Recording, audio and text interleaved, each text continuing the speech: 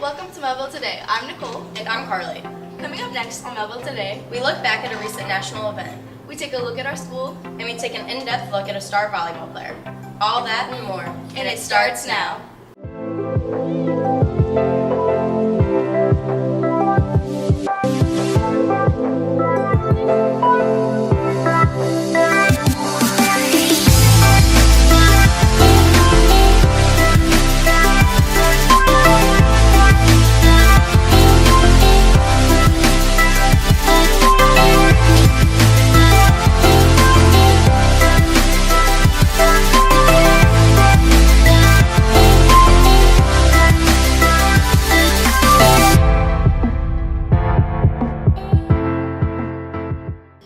On March 14th, schools around the country walked outside to remember a recent tragedy. Tima and Zama have more. The event started at 10 a.m. and ran until 10:17. In those 17 minutes, each minute, a bell sounded to recognize each victim. I supported this event being student-led. I didn't really hear about it from any of my teachers. I also did go outside myself, and I think it was student-led basically from like Twitter, Instagram that started a trend, so kids just started talking about it around here. I think it was a good experience for myself to just remember the students that were lost. Also, it was touching to be with my friends. It was kind of one of those moments like if I thought that could have happened to anyone. More talkative, but remember, we're still being respectful and we are still standing in support. So 17 seconds, hopefully this thing's out loud enough.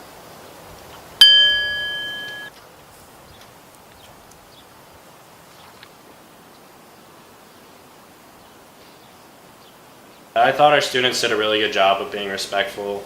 Obviously there was the thought that people were just going to be disrespectful and run around, but we saw just everyone together, silent, and nobody said their own opinions. We were just remembering those that were lost. During lunches, students signed a banner that was later sent to MSD High School. With photographer Sama, this is Tima Slimovic for Mehlville Today. Next, Jacob and Garrett give us a behind-the-scenes look at a recent Mehlville play that has gotten remarkable reviews. This is a sorry sight. Foolish thought to say a sorry sight. Here's one.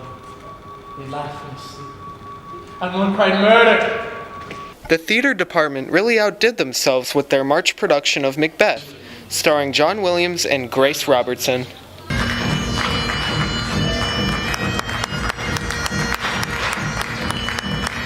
It was definitely a really fun role.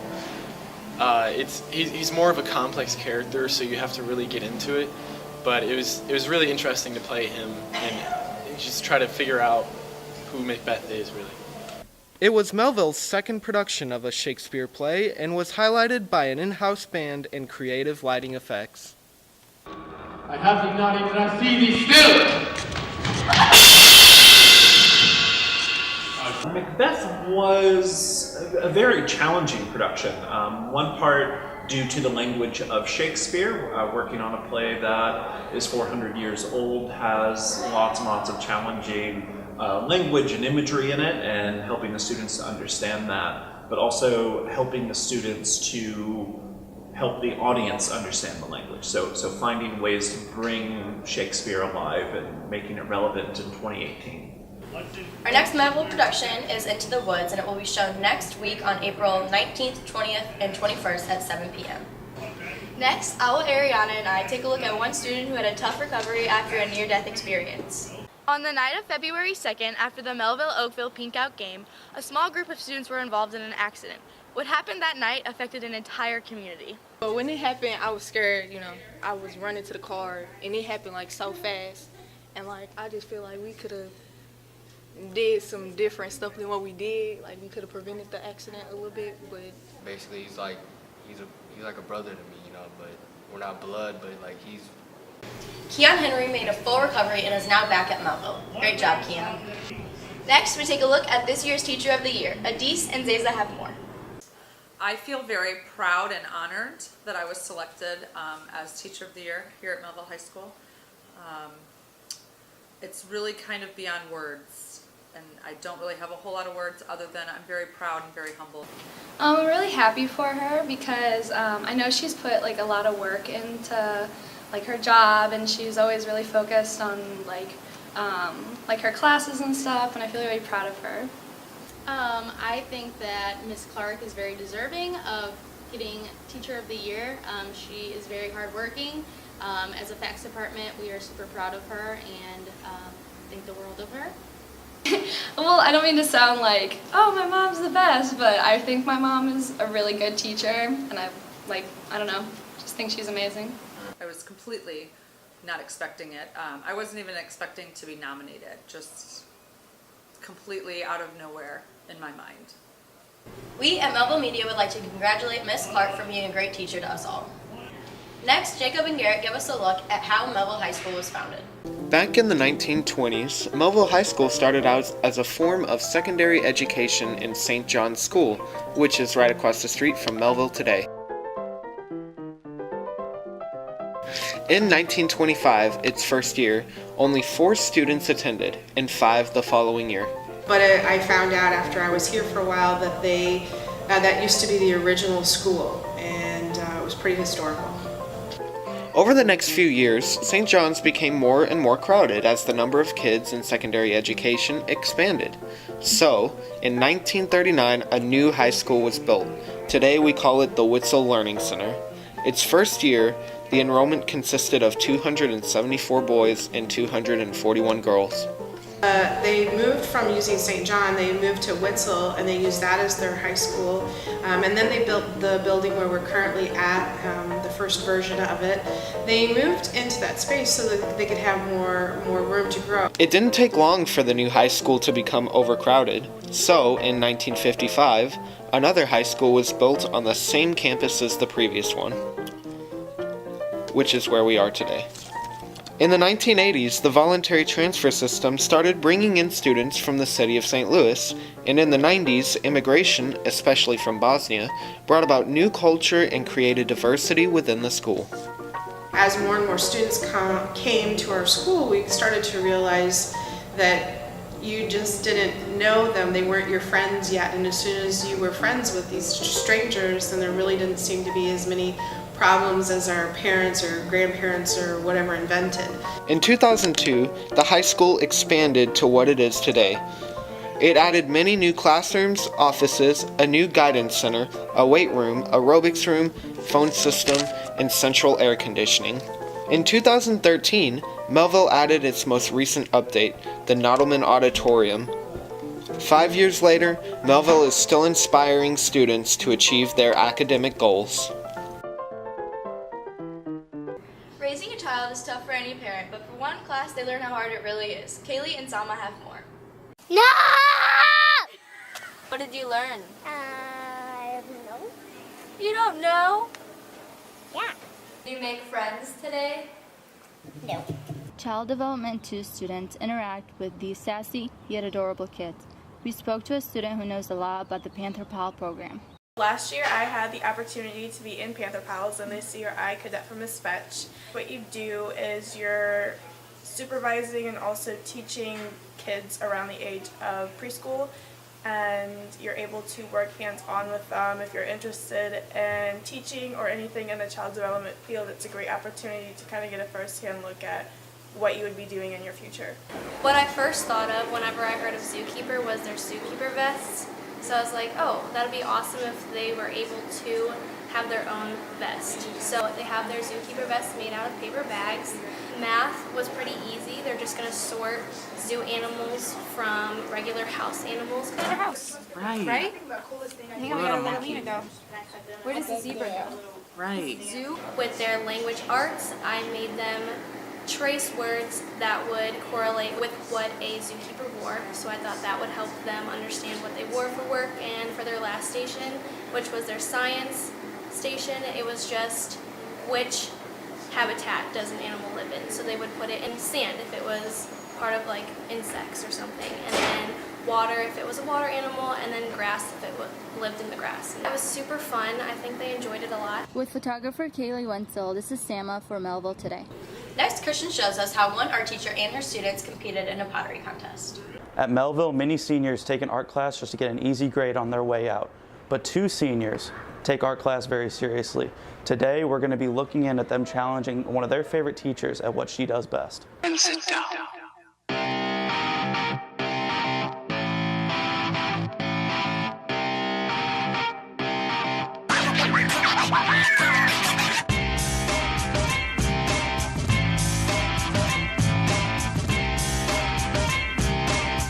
All right, you guys ready? Yep. All right, 3, 2, 1, start. Where'd my gas pedal at? I can't find my pedal. Who put my pedal somewhere? It's underneath. Oh my God, Miss Glazebrook, what's your cheater for? Is my thing even on? I don't know. Yeah, me and Mirza checked this already. Why didn't didn't you check anything. I thought you guys weren't cheaters. Oh, this is not good. All right, I got it. Hey, a little I 30 don't know how my sponge is. Oh, there. A little 30-second disadvantage, you know, but I'm about to win for sure now.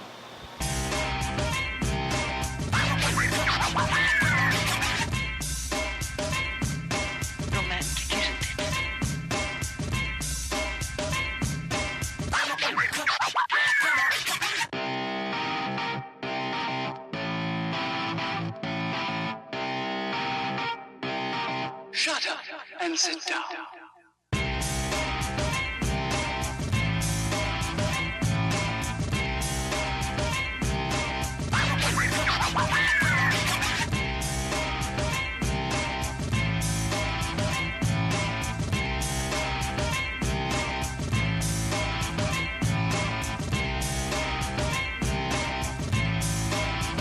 I'm super proud of my two students. Going in this blindfold isn't an easy task, so I think they both should be very proud of themselves. How does it feel beating Miss Glazebrook, your teacher, over multiple years? It was a good feeling because she taught me how to actually do it, so beating her was an accomplishing feeling. I do think Mirza deserved to beat me.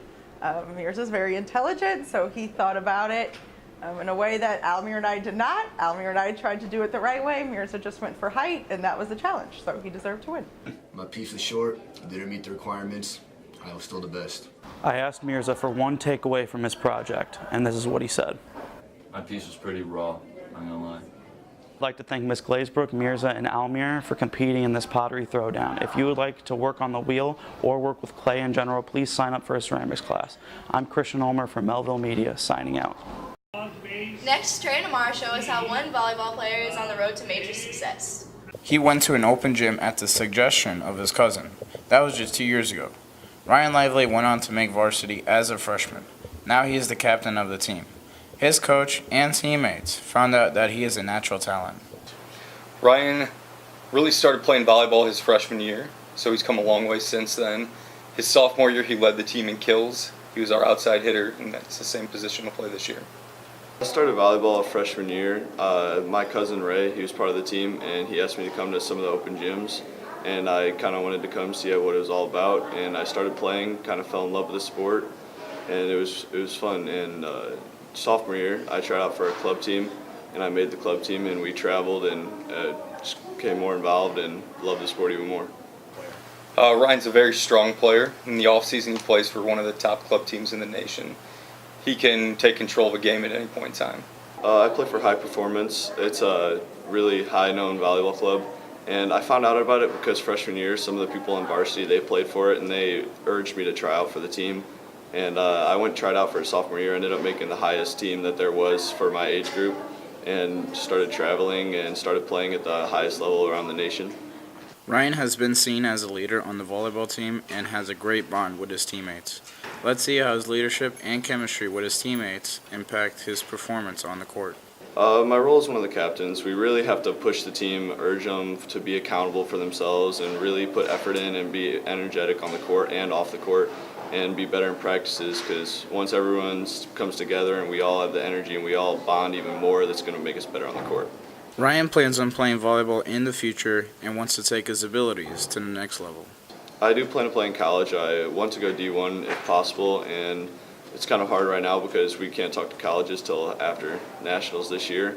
But after that, I plan to talk to some colleges and see options. This concludes our story with photographer Trey Reese. This is Amar Basirovich from Mehlville Today. Finally, Megan and I caught up with Mehlville students and staff about their opinions on March Madness. March Madness is generally known as the time in March of the annual NCAA college basketball tournament. Many people are very involved with competing against family and friends. Let's see what the Mehlville March Madness is all about. March Madness is a huge basketball tournament. March Madness to me means a huge competition with my family. Whoever wins gets the bragging rights for the rest of the year.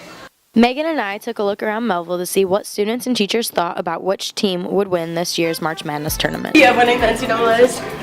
Kansas. Have winning the NCAAs? Gonzaga. Who do you have winning the NCAA March Madness tournament? Busted already. Virginia. Arizona. No, they lost in the first round. Now I have Villanova. AU. NCAA March Madness tournament. Villanova. Miss Rosa, who do you have winning March Madness 2018? I have no idea. I don't watch basketball. Oh my. Matt, who do you have winning the NCAA March Madness tournament? Arizona. We picked Duke to win. Go Duke! On April 3rd, Villanova beat Michigan by a 20-point deficit to win the 2018 championships. That's it for this edition of Mehlville Today. For more information, follow us at Mehlville Media on Twitter, Instagram, or Snapchat, or go to our website for more details. See you next time.